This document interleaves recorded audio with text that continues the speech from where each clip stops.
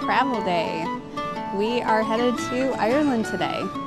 Yeah, we're all excited, ready to check into our flight a little bit early. Yeah, so we're at the Kalamazoo airport and we have a long layover in Chicago, and then we will go from Chicago to Dublin. Should be fun. Now we're excited, and first leg of our trip, let's get this over. This is the Kalamazoo airport, very small, a total of 5 gates. We like it because it's low stress and it's not much more expensive than flying out of Detroit or Chicago, especially when factoring in parking. There's a little shop here for coffee and snacks and a little seating area.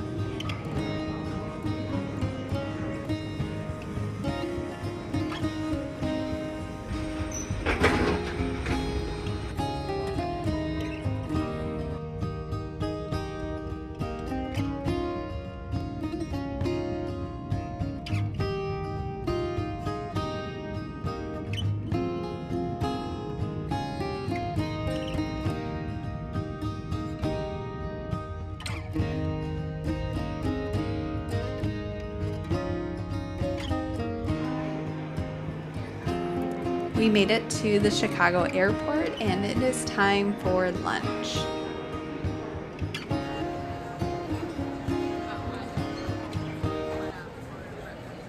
All right, so we just got done eating at the Macaroni Grill. It was okay. I had fettuccine alfredo with the chicken, kind of expensive. Emily had chicken parm with linguine, I think, noodles, just okay.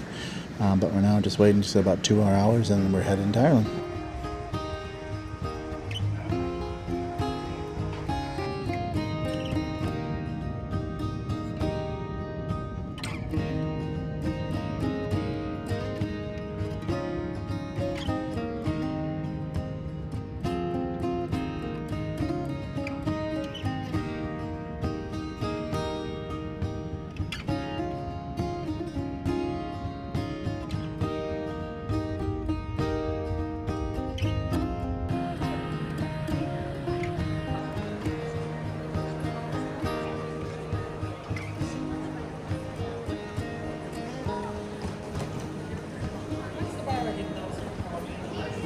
We made it to Galway. Such a long travel day. Yeah, I'm so tired, but And starving. I'm ready to be here and get some rest. Yeah, it is. What time is it? It is 5:12. I think 5:12. Okay. Galway time? Yeah. So yeah, it's 5:12. We're gonna get some food. We are both starving. Walk around as much as we can before we just crash. So that's the plan. We're staying at the Hyde Hotel. Let me show you around. Start off, we have a little balcony. Has a door and an unlock, but it's really weird. See, she shows you, that's where it opens to, and it opens on the side that's very Narrow. Yeah. And so we're not going to probably use it, but you can go out there. It's still cute though. But it's very cute. It's a nice little spot, and it's right in the downtown area. So as far as we know, we haven't been out yet. It looks like it will be good for getting around. And then we have the main living area. So this is I think they said it's a double bed. Yeah. Not too bad. I'm sure the pillows aren't going to be the best, but they hardly ever are at hotels. But it's cute. It's stylish in here. Yeah. The actual bed's comfortable though. Got a little table over here. Coffee and water. And a tea kettle. This drawer has a blow dryer that I just used. Works well. And then this is where we came in. This is kind of a backwards tour. But this is where we came in. This is kind of our only gripe so far with this room, is there's just not anywhere to unpack at all. So just kind of got our clothes as best we can tucked away over here. But there is a fan. And you could technically put clothes in there, but you'd have to move the fan out of there. But That's true. but yeah. And then the safe, there were some hangers. I'm sure we could ask for more. And then there is a shelf up here. And then Thomas has his clothes over here. On the other side of the hallway is the bathroom. And this is really nice. You'll have to excuse, we've already started using it, but it's a really nice bathroom. It's got a nice rainfall shower head. It feels very clean and modern in here. It does. The water pressure was good, temperature was good. There's a shelf in the shower to set any toiletries that you need in there. Nice big fluffy towels they gave us, which was very nice. And then we have a nice big vanity with a mirror. All right, so that is the room. All right, I'm so excited to eat. Let's go get some food. Yeah, let's go find somewhere.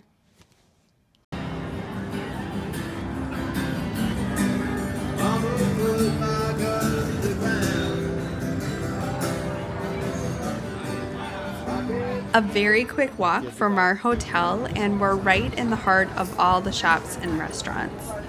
Galway is on the west side of Ireland, and we're using it as a home base for the next 4 days while we take day trips throughout the day.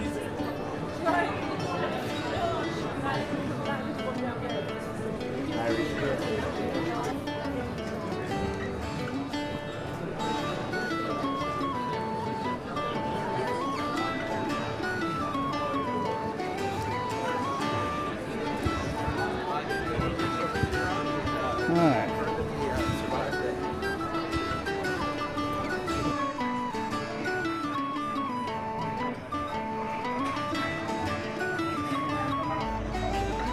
Here is the menu for Dobro's, lots of unique pizzas to choose from. And they have beer, wine, cocktails, and sodas.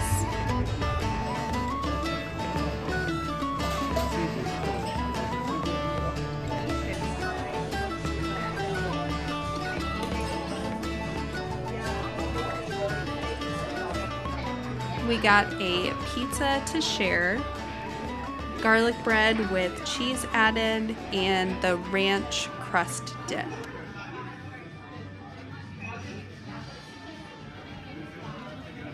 This is the Pep Giardajala, which is their margarita pizza with double wooded pig pepperoni, candied jalapenos, and Parmesan.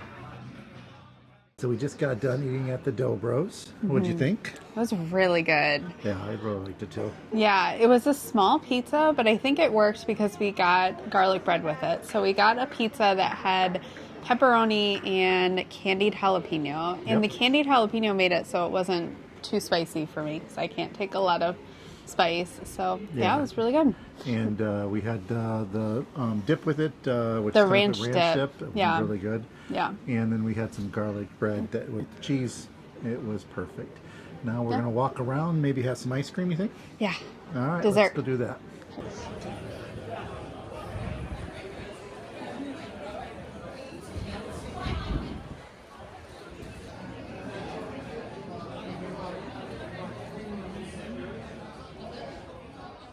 So wrapping up the day, we didn't do too much because we traveled for most of it, but it was still a nice day. How are you feeling about being in Galway?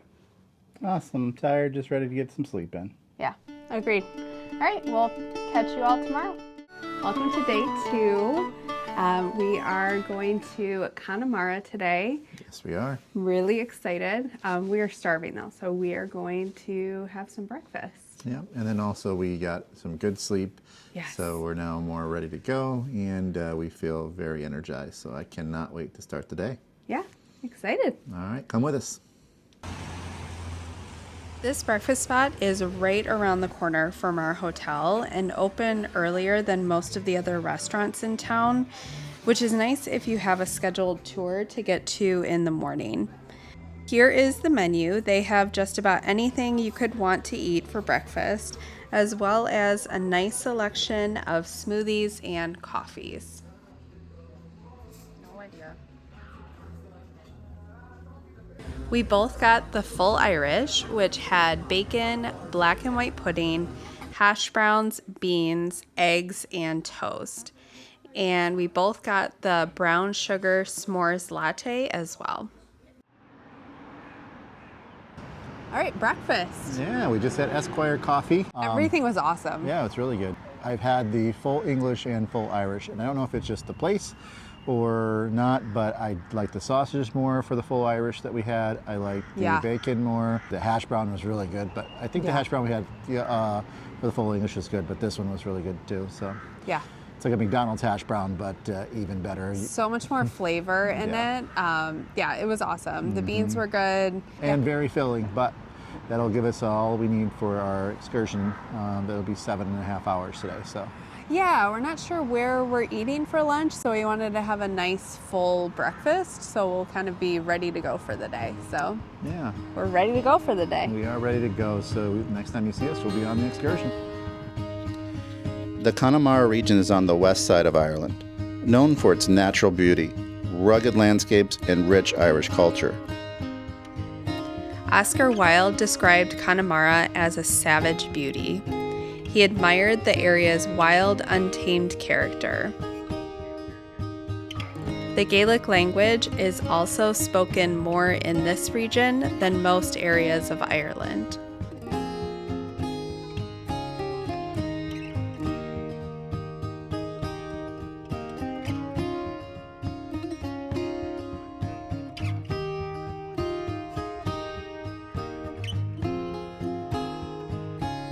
We just drove for about an hour and a half in through the mountains. It's just been beautiful. It has been. Yeah.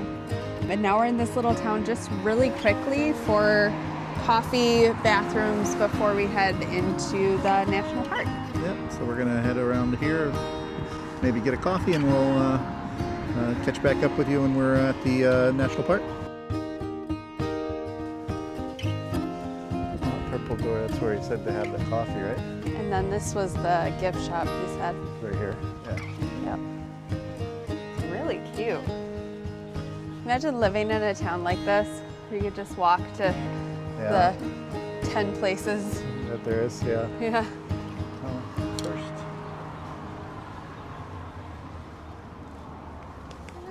Hello. How are you all? Good, how are you? Good, thank you.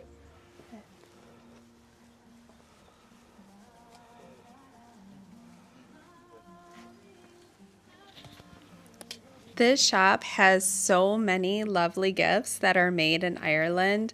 I love that the tour stops here so we have the opportunity to shop more local. Hello, how are you all?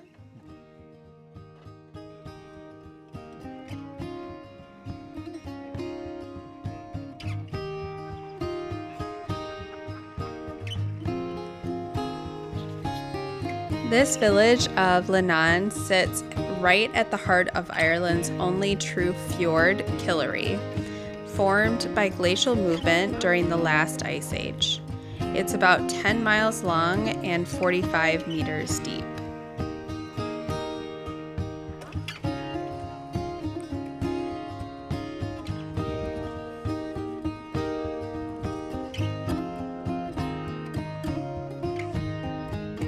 This is rope-grown mussel farming right in the Killaree Fjord. Fresh water from the rivers mixes with seawater, creating a nutrient-rich environment for the mussels to grow quickly and cleanly.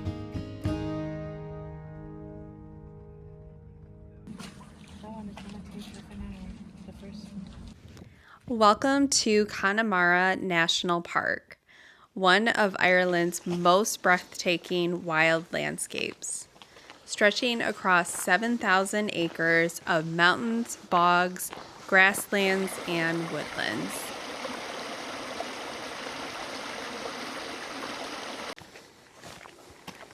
right, so we just started our hike. We're on the Diamond Hill hike. There's 3 different ones you can do. There's a 30-minute, a 60-minute, and then like 3 hours. So Yeah. we're doing the one in the middle. Yep. And this is our view so far.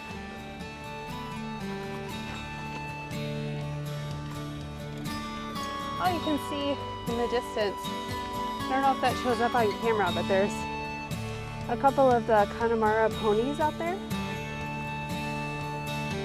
So one of the highlights of the park is the hike up to Diamond Hill. At the top, you're rewarded with a 360-degree view. The 12 Bends mountain range to the north, the Atlantic Ocean and offshore islands to the west.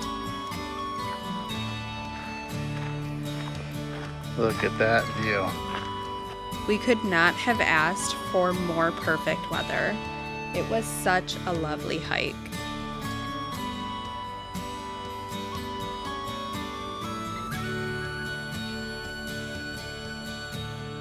At the end of the hike now, and we are greeted by some Connemara ponies, which are native to Ireland. They're thought to descend from Celtic ponies crossed with Spanish horses that swam ashore from shipwrecks of the Spanish Armada in 1588. Known for being gentle, intelligent, and easy to train, ideal for both children and adults. They're famous for safely navigating rocky hills, bogs, and uneven ground, skills developed in Connemara's rugged terrain.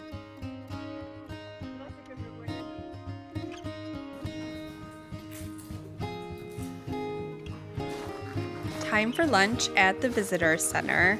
They have lots of different sandwiches, teas, and cakes to choose from. We wanted something simple, so we both got a ham and cheese sandwich, each some water, and shared a brownie. Exactly what we needed. Right up the stairs here are all the educational exhibits. You can learn about the geology, flora and fauna, as well as the bog ecosystems of the area.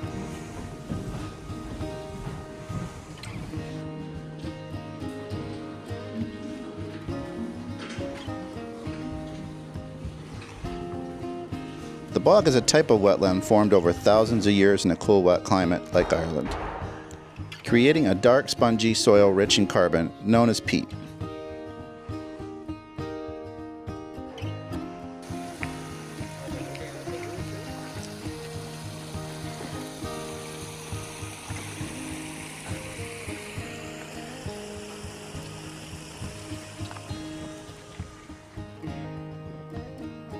Rounding out the day, we are stopping at this beautiful photo spot where you can feed some of the sheep or just enjoy the view.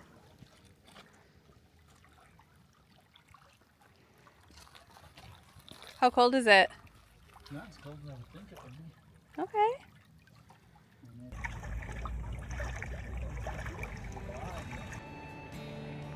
One of the coolest things about the day is seeing how free roaming all the animals are. They all share the land together.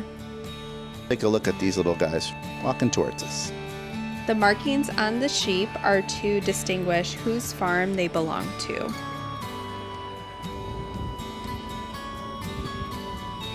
And the last stop of the day is this craft center in Spidell.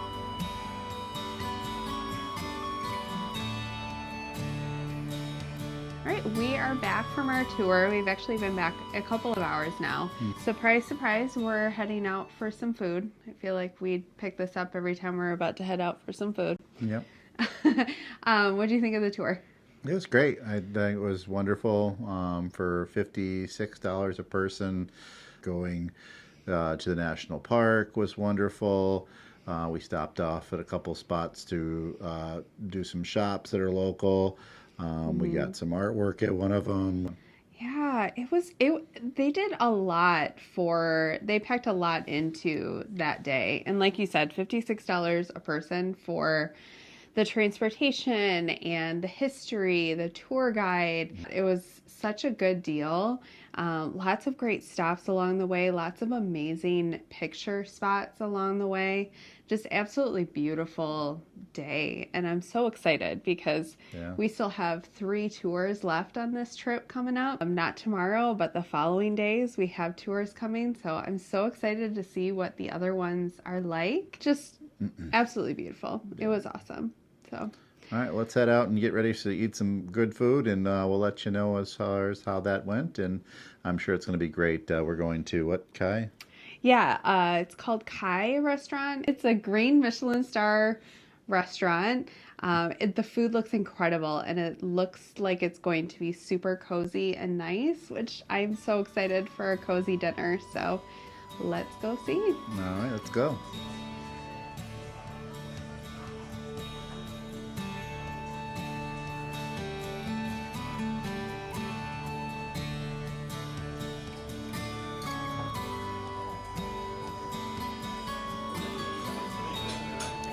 Starting with the bread and butter, then I got the halibut with brown butter cauliflower, dill, and parsley aioli.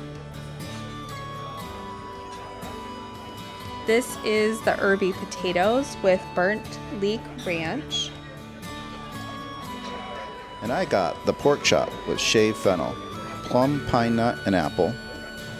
And finishing up with a chocolate and olive oil mousse with sesame brittle. It is the next morning now. We forgot to end the video yesterday, but we went to Kai. Yeah. What did you think of Kai?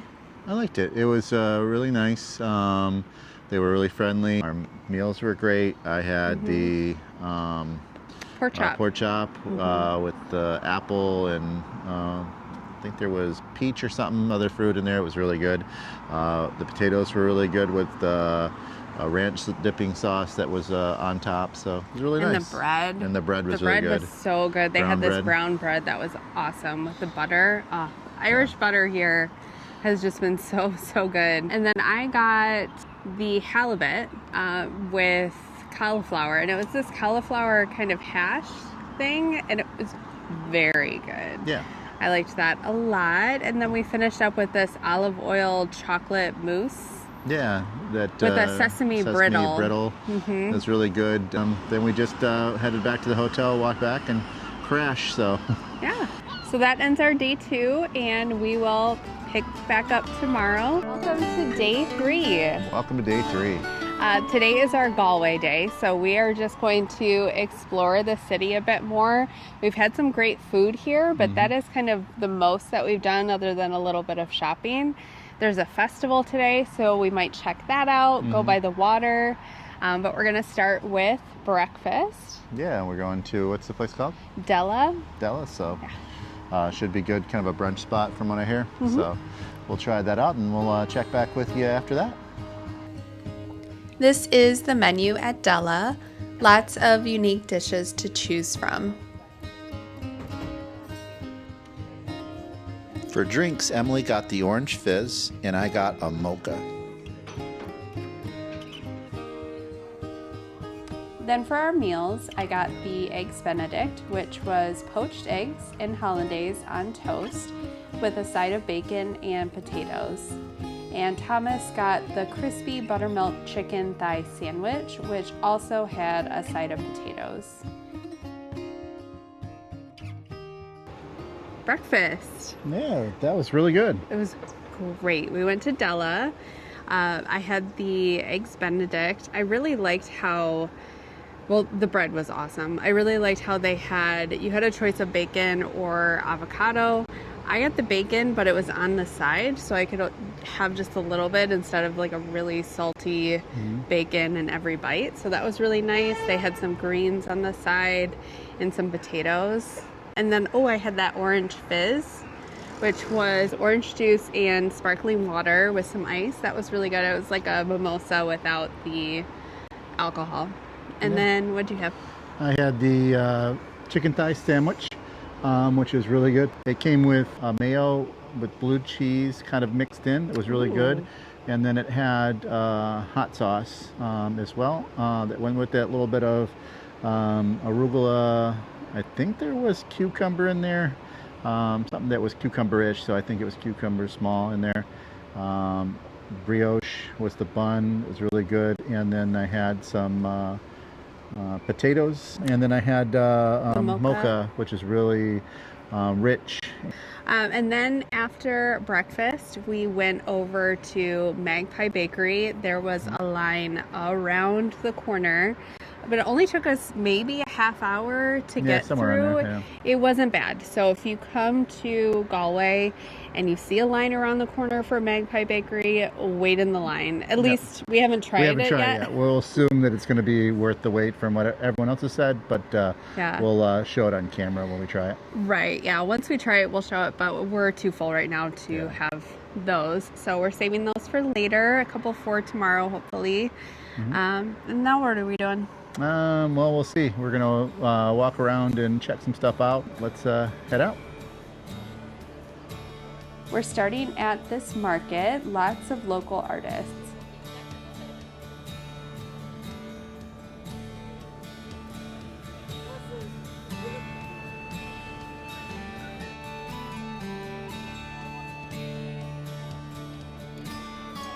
I'm about to walk through the Spanish Arch.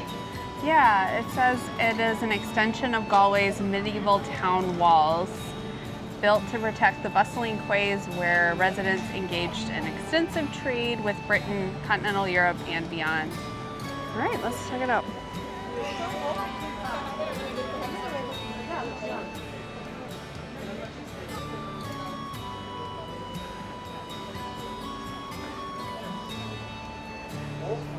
And we did it. We did it.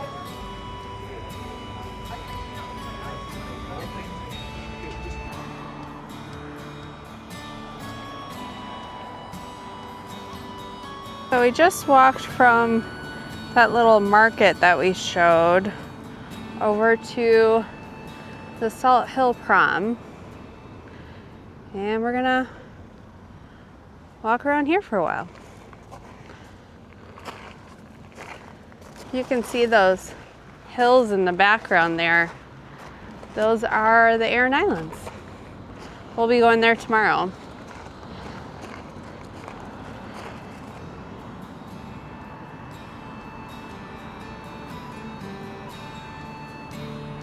We made it to the water. I'll give you a little look at what we're looking at. This is what we're seeing right now. Well, we're gonna take a little gander out here, sit and relax for a little bit, and we'll pick you up later.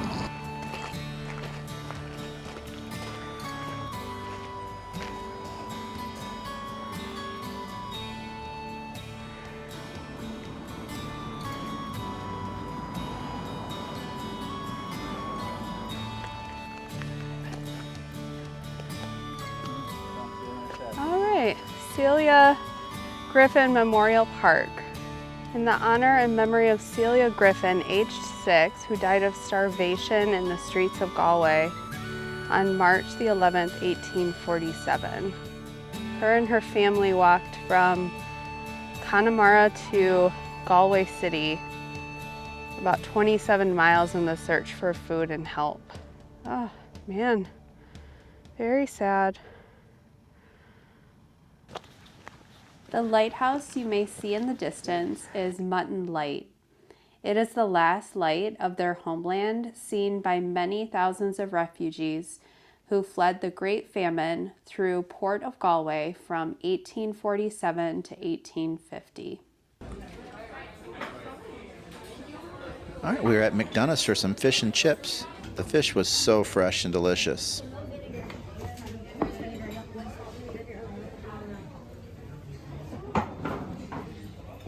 And then back at the hotel, we tried the pastries we got this morning.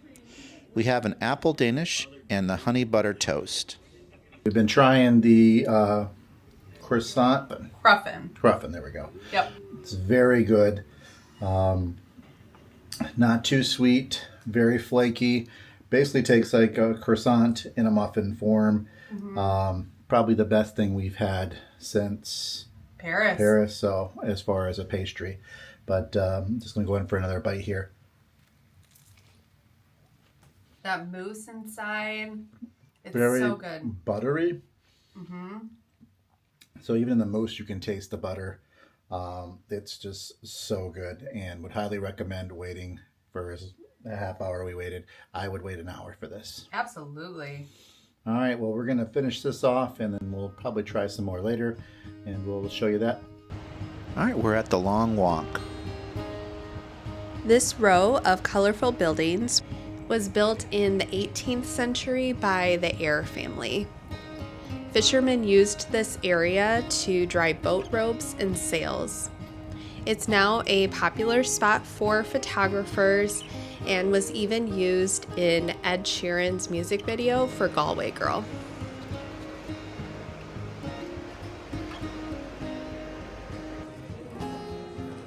Leaving the Long Walk, we stopped into Thomas Dillon, home to the original Claddagh ring established in 1750.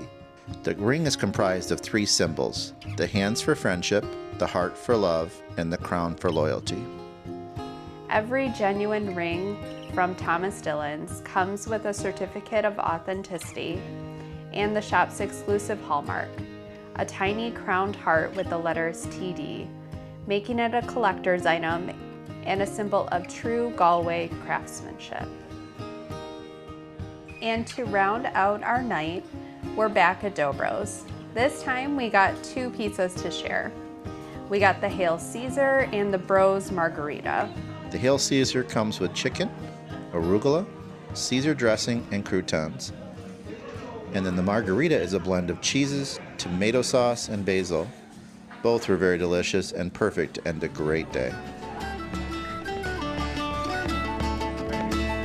Happy day 4. We are on one of the Aran Islands in Ashir. This is the smallest island of the 3 Aran Islands.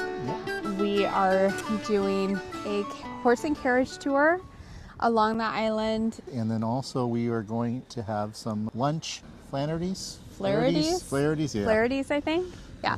But we're going to have some lunch there, and then that's what our plans are. And then after that, we're going to head to the Cliffs of Moher. So that should be really fun. Okay, guys, you can hop in here.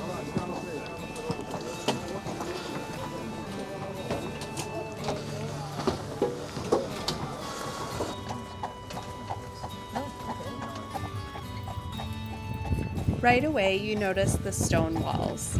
They're not just scenic, they're part of the island's story. For generations, families cleared these fields by hand, stacking the limestone into walls without any cement. They were built to protect tiny plots of soil from the Atlantic winds, and they've held up for centuries.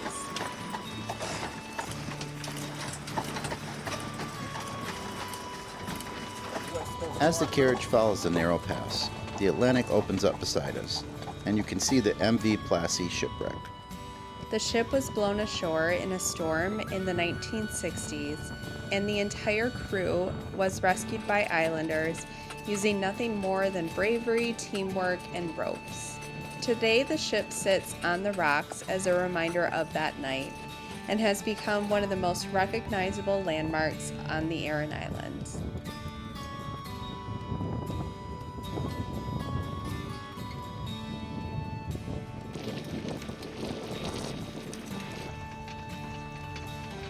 Inisheer has kept its scale small over the centuries, which is why the island still has such an authentic, lived-in feeling. You'll see locals waving as you pass, kids biking down quiet roads, and that everyday rhythm that makes life here feel steady and grounded.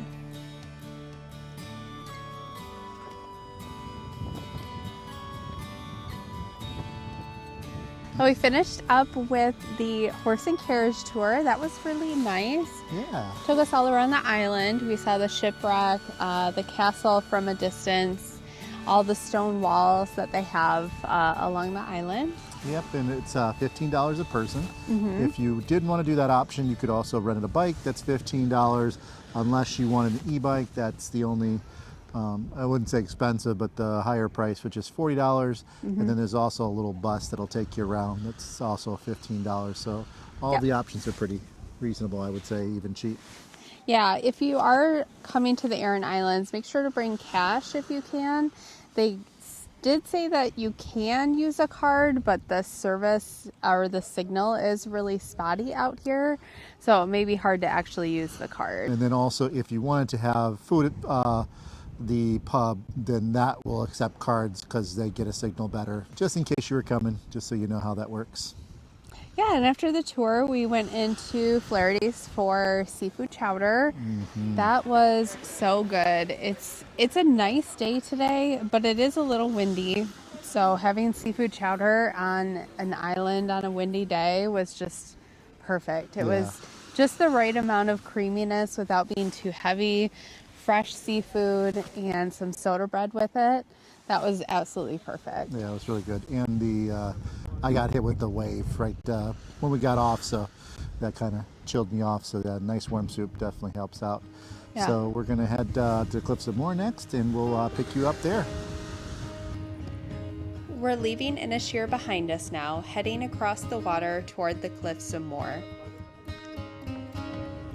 Should we go inside or outside? The ferry pulls away from the dock slowly, giving you one last look at the island.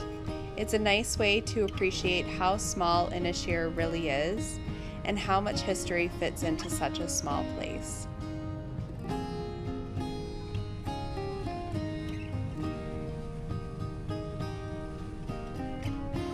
As the coastline of County Clare comes into view, the Cliffs of Moher start to rise slowly from the horizon. At first they look just like a dark line in the distance, but the closer you get, the more massive they become. These cliffs reach over 700 feet at their highest point, shaped by millions of years of wind, water, and time. From the water, you can actually see the layers of ancient shale and sandstone stacked like pages of the Earth's history. As the ferry cruises along the base of the cliffs, you get a perspective you just can't experience from the top. The scale is almost overwhelming. The height, the texture of the rock, the sound of the waves hitting the base. You understand why the cliffs have inspired legends, music, and stories for centuries. Depending on the season, you might spot puffins tucked into the cliff ledges or hundreds of seabirds circling overhead. The cliffs are one of the most important breeding sites in Europe, which is why the entire area is protected. We didn't see any puffins on our visit. They're more common from late May to early July.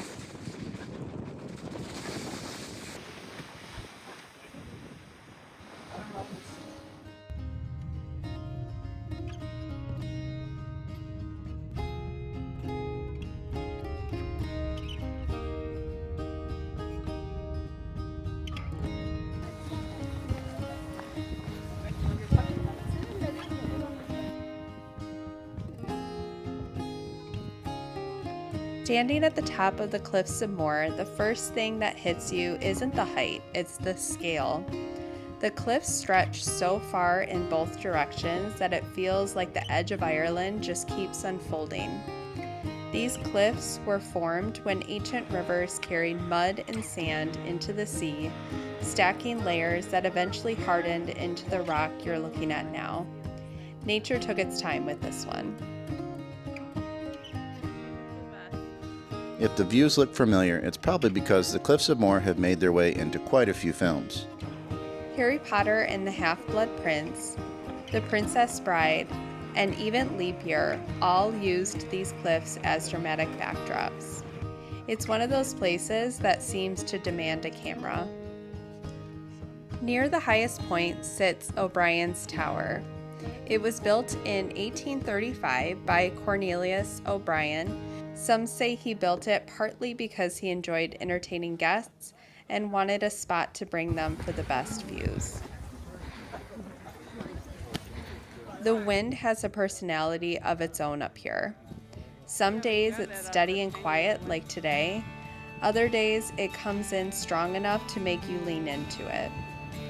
People often talk about the height of the cliffs, but it's the sound of the wind and the ocean together that gives this place its real presence.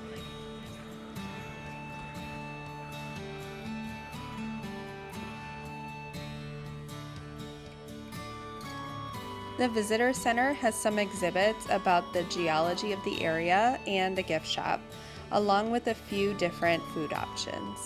So at the Cliffs of Moher now, we got on the ferry, the Dublin ferry, heading back.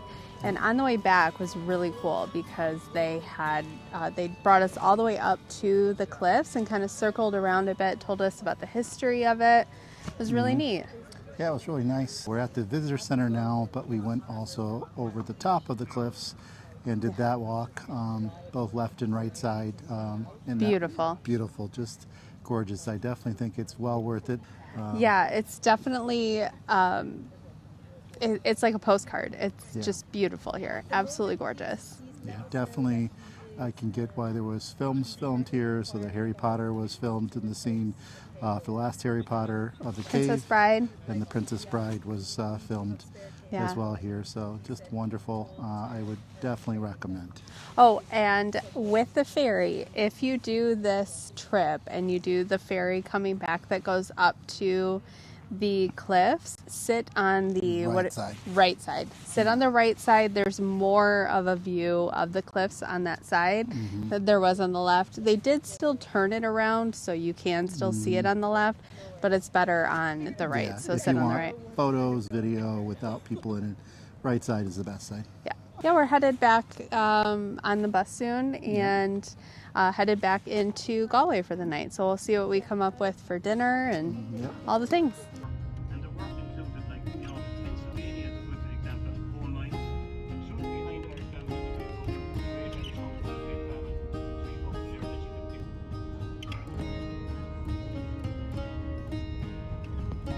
So, you know, we're coming to the end of the season here now, it's in the tourist season. So, you know, you see the bit, this is called the tax room, you know. And one time, if I could. We are at McSwiggin's now for dinner. This was recommended to us by our amazing tour guide, Alan, and it did not disappoint. I will leave a link to the tour that we went with in the description below. We started by sharing the Killary Fjord mussels that we saw farmed and grown the other day on our trip to Connemara. These were absolutely delicious with lots of butter and shallots. Then I had the 8-ounce dry-aged filet, and Thomas got the 12-ounce dry-aged ribeye. And then we shared the mashed potatoes. And of course, we had to get the sticky toffee pudding, which was a perfect end to a great meal and a great day. Good morning. Welcome to day 5. We are on the train headed to Dublin today. So we just finished up breakfast at Esquire, which was great. And we're headed over to Dublin. We'll check into our hotel, and then we have an afternoon tea. Early day. Hopefully we get there quick. This was our breakfast from Esquire. I got the brunch bun with egg, bacon, hash brown, sausage, cheese, and house relish on a brioche bun. And Emily got the ham and cheese croissant. Also good. The train from Galway to Dublin was right around 2.5 hours, and from there we took a taxi to our hotel to drop off our bags.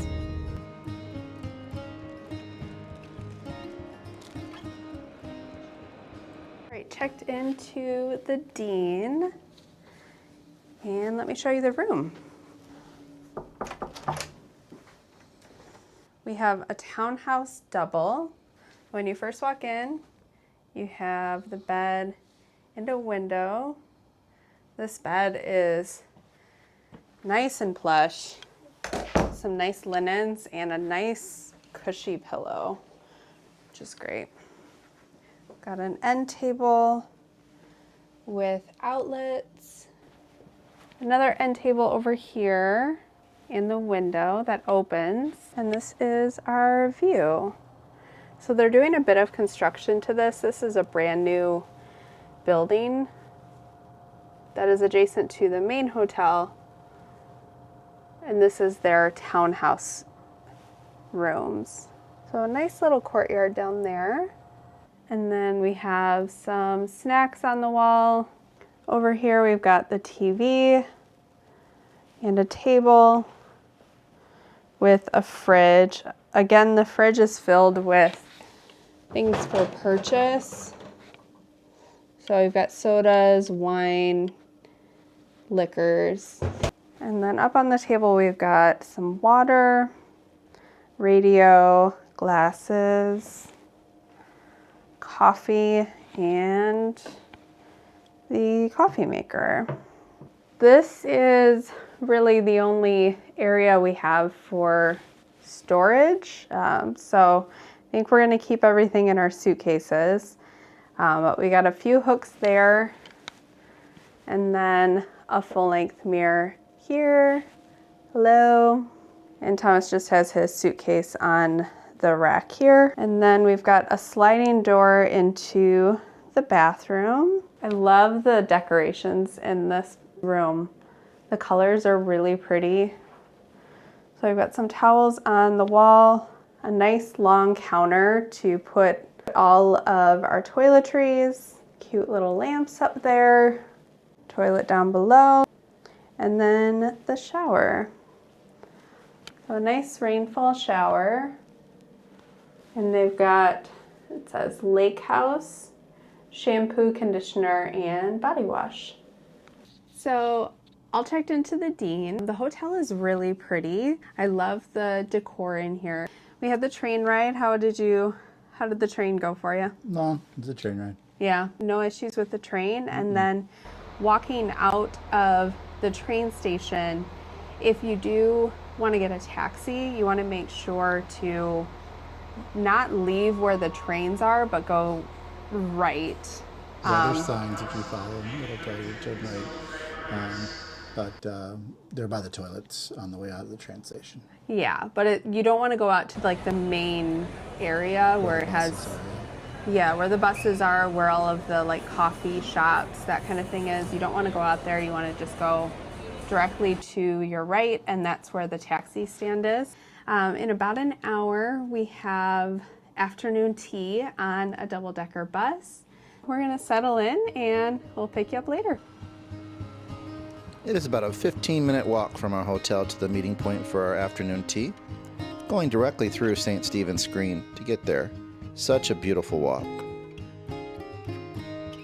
This used to be a private park, but in 1877, Sir Arthur Guinness bought the park, landscaped it, and gifted it to the people of Dublin.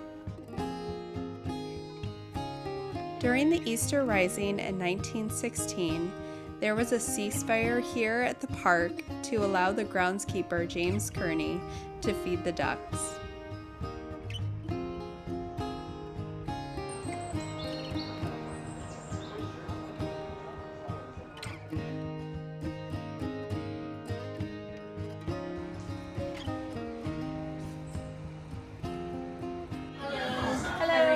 Good, how are you? Good, thank you. What was your table number? 11. Perfect. So you're just up here at the top of the bus on the right hand side. Very top, folks. Thank you. We are greeted with a tray full of delicious food. We have a variety of tarts and cakes at the top, and the bottom row has a ham and cheese sandwich, coronation chicken wrap, and the egg mayo sandwich. Then there is a menu here to choose your tea or coffee from, and a plate of clotted cream, butter, and jam for the scones coming later. We both got the Irish breakfast tea in these cute cups here.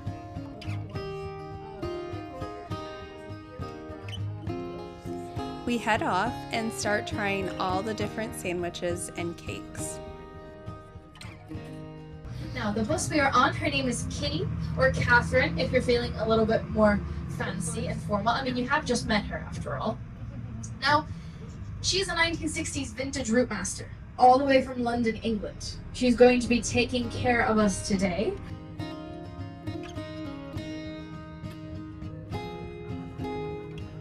After finishing up the rest of the food, we are given nice, fresh scones, served warm as we continued through the city.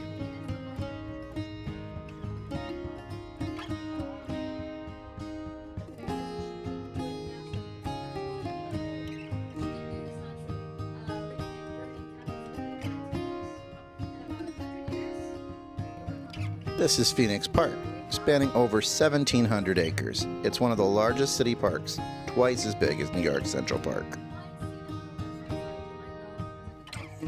This is the Guinness Storehouse. Arthur Guinness signed a 9,000-year lease for this property in 1759. The tour of the storehouse is one of the most popular activities to do here in Dublin.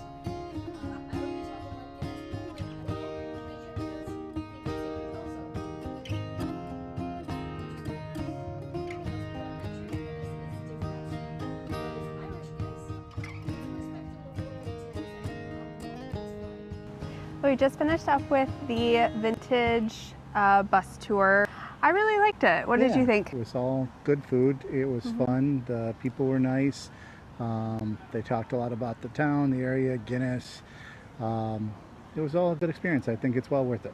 Yeah, I do too. I feel like if you are going to have afternoon tea anyways, especially if you're short on time in Dublin, like we are, we only have this one day really in Dublin City, then why not do a tour while you're having afternoon tea? So I think it's a really good option. Yeah, I definitely recommend. Like I said, I'm not sure what was the price of it. We did get the VIP seats, which were the very front of the bus, which I thought was really nice to be able to see in the nice big window. And I think they're a little bit more space than the other seats. At least that's what it seemed like to me. So that's what I would recommend. It was only a little bit more for the VIP. I'll just put that down below as well. But now we are off to Book of Kells. The Book of Kells is located in Trinity College. It often sells out, so if interested, you'll want to buy tickets in advance. It is a handwritten, hand-painted copy of the four Gospels of the New Testament: Matthew, Mark, Luke, and John. Made by Celtic monks in around 800 AD.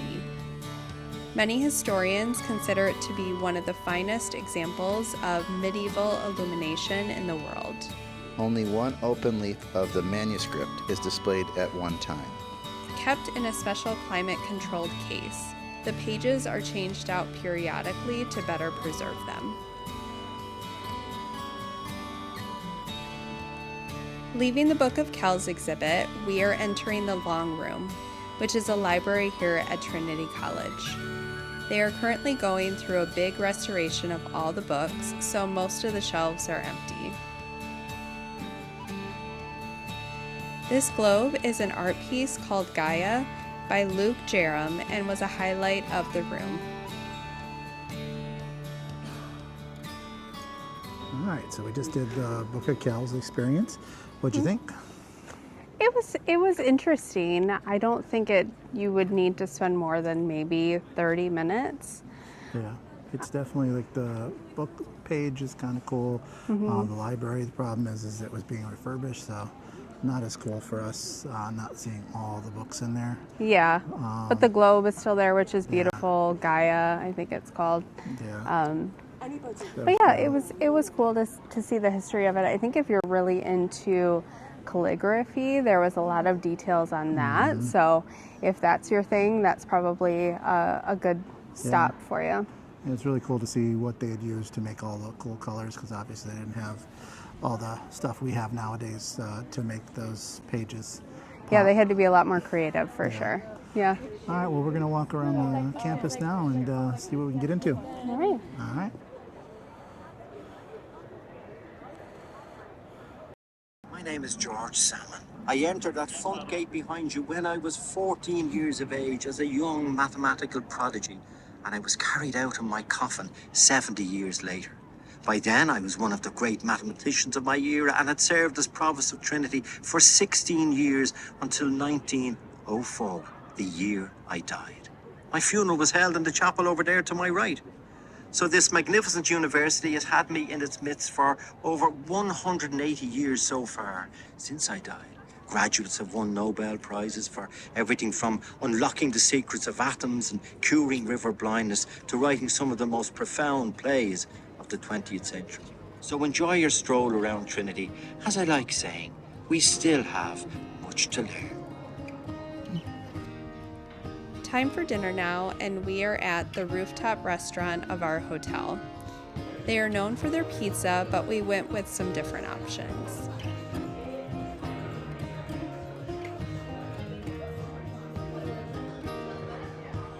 I got the sea bass with Romanesco sauce, roasted vegetables and capers.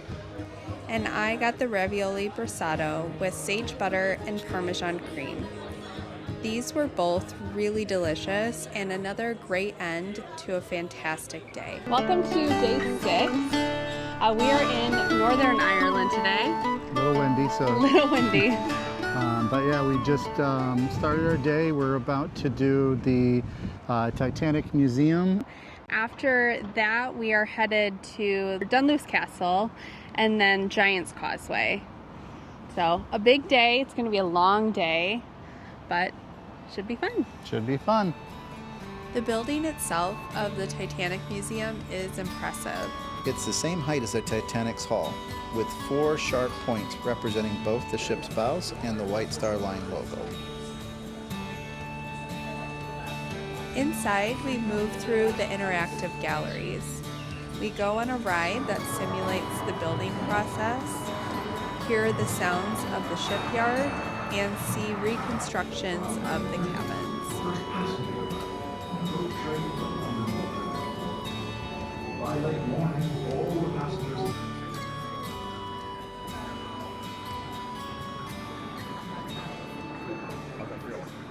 Being a Catholic, there are 3 priests on board, and being a confession, and being a Holy Communion, I thought, well, God is good, He's going to take me into the state of grace.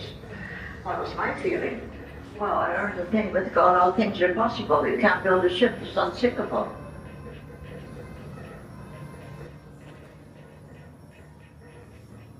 The sea was perfectly smooth when we left the ship.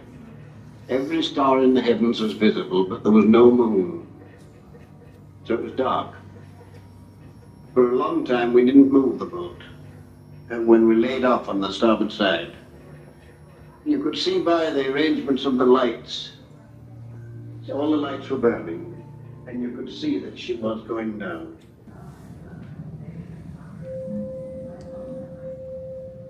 There were no binoculars in the lookout's crow's nest. A pair had been supplied during the trip from Belfast to Southampton, but due to a last-minute crew change, they were removed and never replaced. As a result, the lookouts had to rely on the naked eye to spot danger. Titanic was equipped with the latest communications technology, the Marconi wireless telegraph. The device was primarily intended for relaying passenger messages, not for emergency communications. The operator struggled to keep up with demand, and several ice warnings were missed or ignored.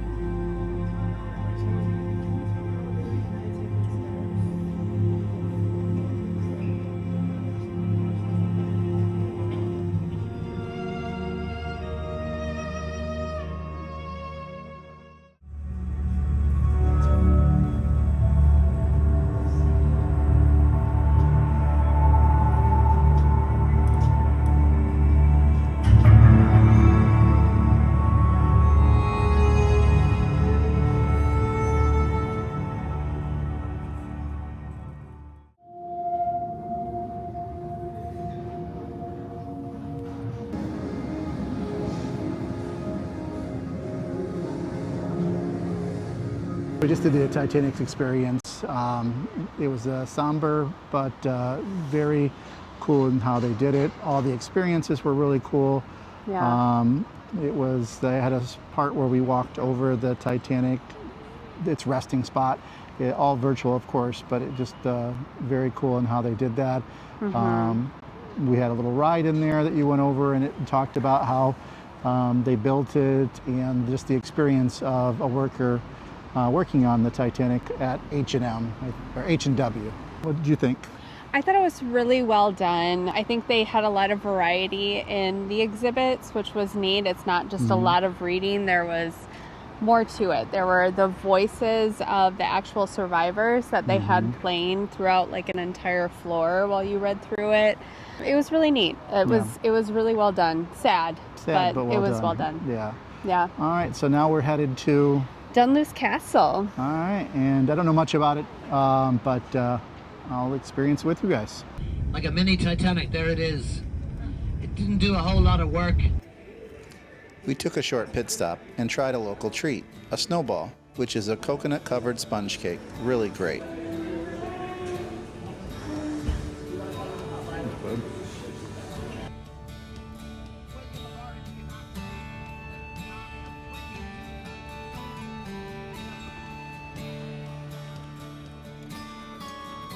We are standing at the ruins of Dunluce Castle. The castle dates back to the 1500s when it was seized by the MacDonalds from the Macmillans. Said to have been one of the inspirations for C.S. Lewis's Cair Paravel in the Chronicles of Narnia.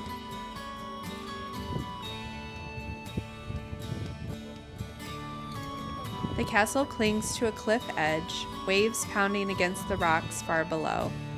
And it was right here that one of the most famous stories of Dunluce unfolded. Back in 1639, a violent storm raged across the coast. In the middle of the night, as the winds howled and the sea crashed against the cliffs, disaster struck. The castle's kitchen, built on the most precarious part of the rock, gave way. The ground beneath it crumbled and the entire kitchen tumbled into the sea, taking the cooks with it.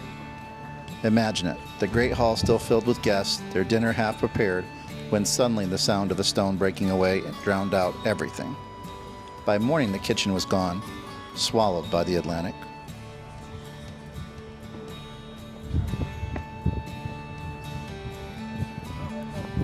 Legend says that Catherine Manners, the lady of the castle and the wife of Randall MacDonald, was so shaken by the collapse that she refused to live here ever again.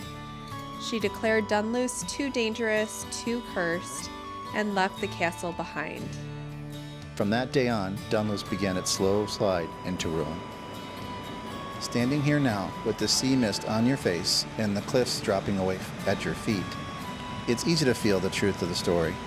The kitchen is long gone, but the danger and drama of Dunluce still hangs in the air.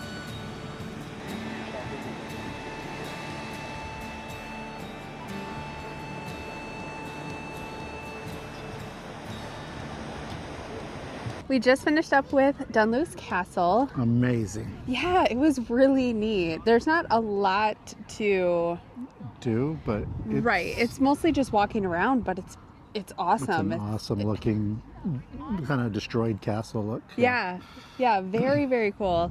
And now we are at the UNESCO World Heritage Site, Giant's Causeway. Yes, we're so excited for this. Yeah, we just finished up with lunch. We started with lunch to kind of avoid the crowds afterwards. So we have the rest of the time to walk around the causeway, but we had lunch at the Nook. Yeah, the Nook. It was really great. I had the Irish stew, which is lamb stew. Really good stew, very hearty, full of meat, which you don't get in a lot of American stews. They usually skimp out on the meat, more of the sauce and the vegetables, but it was definitely filled to the brim. And you had the fish and chips, right? Yep, the fish and chips, and that was great. Nice fresh fish. When we were in Galway, we had the fish and chips at McDonough's. The fish was better at McDonough's, but the chips were way better here. Yeah. But a lot of people were getting the stews and the chowders and such. So. Everything looked good. The sandwiches, down to just the, I think the person next to us got a turkey or chicken sandwich, cold sandwich, which looked really good too. So you can't go wrong there. So if you come, we definitely would recommend going to the Nook. For sure. All right, but we're going to head up to the causeway and head down, but the causeway. Let's go down to the causeway. All right. The causeway was formed 60 million years ago during intense volcanic activity. Lava cooled so quickly that it cracked into the famous 40,000 interlocking basalt columns, most of them hexagonal, though some have 4, 5, 7, or 8 sides. The tallest columns are up to 39 feet high, and the lava flows beneath them are nearly 90 feet thick in some places. Of course, the legend is more interesting.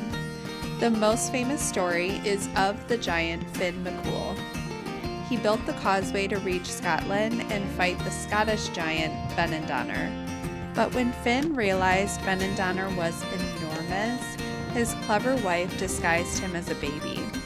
When Benandonner saw the baby, he panicked, thinking the father must be a true giant, and tore up the causeway as he fled back to Scotland. I'm gonna go that way. You can actually see the Scottish side of the story at Finkel's Cave on the Isle of Staffa in Scotland. It has the same basalt columns as if the Causeway once stretched across the sea. In the 18th century, wealthy visitors would come on horse and carriage to see what they called the eighth wonder of the world. We're now at the Giant's Causeway, about a 15-minute, 20-minute walk here. This is what you can see behind us. Just beautiful. Yeah, it's awesome. So we took the blue route here. There's a blue and a red, and the blue is shorter. So yeah, like you said, like about 15 minutes here. It was pretty easy. Of course, it was all downhill, but it is just incredible here. The waves crashing on the rocks, and it's just absolutely beautiful. Path here is great. Also, they have a bus for $1 or €1. Get you here and get you back. So if you have any mobility issues, don't worry. They'll get you down here for our buck. So that's some of the rock formation up there, all the way over there. And then this was what we're next to. And then behind us there, it is really amazing. It really is. Just a beautiful area. Glad we're here. After we left the Causeway, we took the long drive back into Dublin and headed straight to dinner. We went to this burger spot called Bunsen with a very simple menu. Our burgers were delicious, and that ended another great day. Welcome to our last day, day 7. It feels like we've been here for only a short time, but it's our last day. Yeah, that's our last day of tours. We are doing an all-day tour again. We are in Kilkenny right now, which is this beautiful medieval city. The castle and some medieval walls, all of that good stuff. We're gonna walk around a bit, look in some shops, have something for an early lunch. Yeah. And then we're headed off to Glendalough. Yeah, it should be fun. This town's only 30,000 people, they said, so a very small little town that we're in. So we're just going to take a look at some pastries, walk around, maybe if we have time, go in the castle. All right, we'll see you then.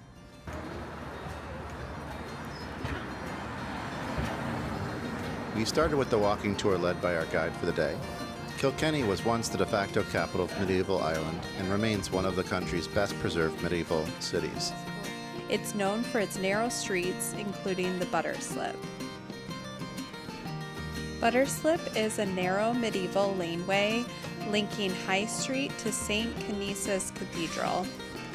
Dating back to around the 13th century, its name comes from the days when butter and dairy goods were carried through the passage from the market area to the cathedral precinct.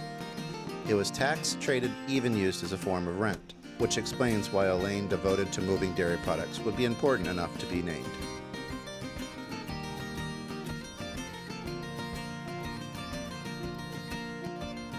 We walked with a group through a local market selling foods and crafts. Then we had some time on our own to explore.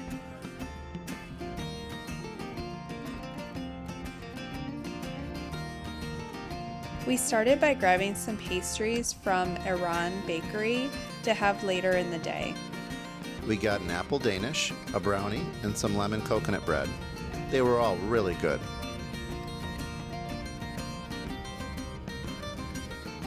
Then we stopped for lunch at Blah Blah Blah.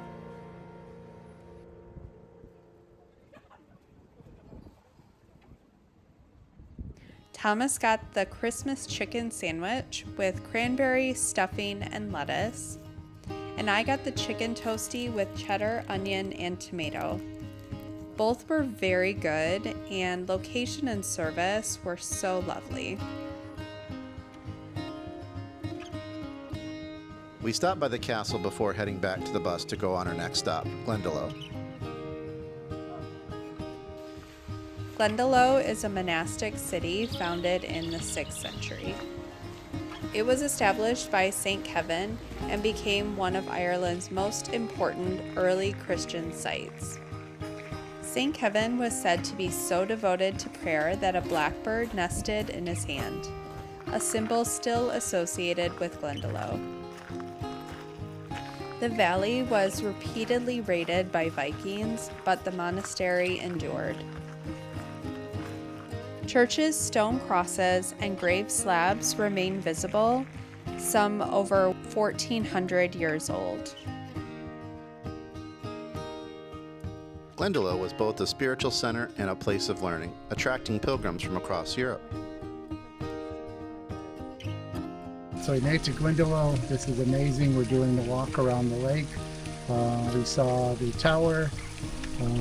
It's been really fun, so I can't wait to experience the rest of this walk. Glendalough gets its name from the Irish Glendalough, meaning Valley of Two Lakes. The two lakes were formed by glaciers during the last ice age and were framed by steep, wooded valleys. We took the trail to the lower lake, which is closest to the monastic ruins.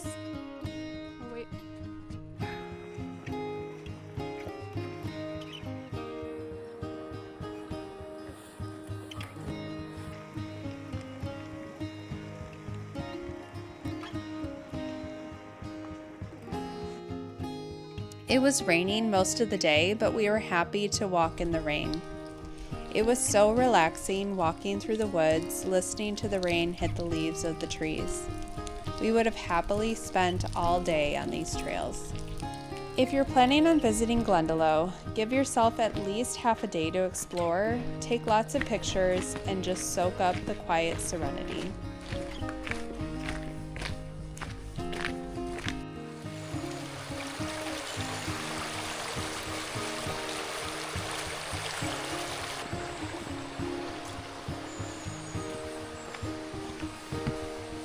It was right around this time that, true to form, we had no idea which direction to go. We picked left, walked fast, hoped for the best, and made it back to the front. Then it was time for the last stop of the day, a local sheep farm. On the sheep farm here, among the Wicklow Mountains. We usually do the introduction below, but you'll see these points more clearly that I'm talking about. So this is a working farm. I have just over 200 breeding out of mature females here. I'd also carry through the winter each year 50 young female lambs that are born here each spring as replacement flock.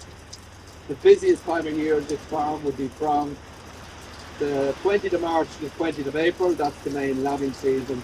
A little bit about my background. I'm the fourth generation sheep farmer here.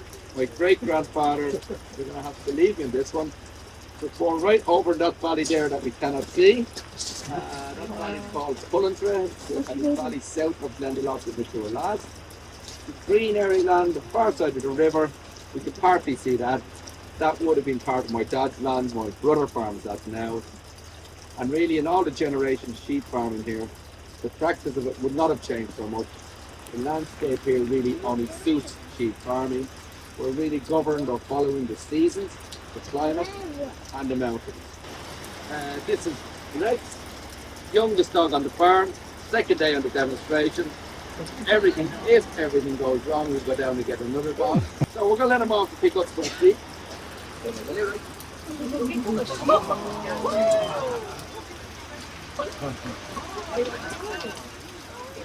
Look at it.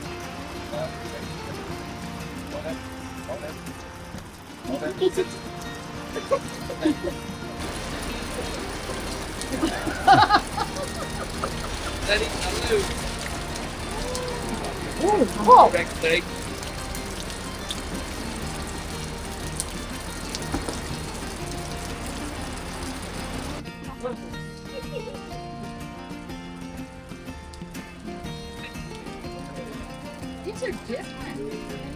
Yeah, exactly.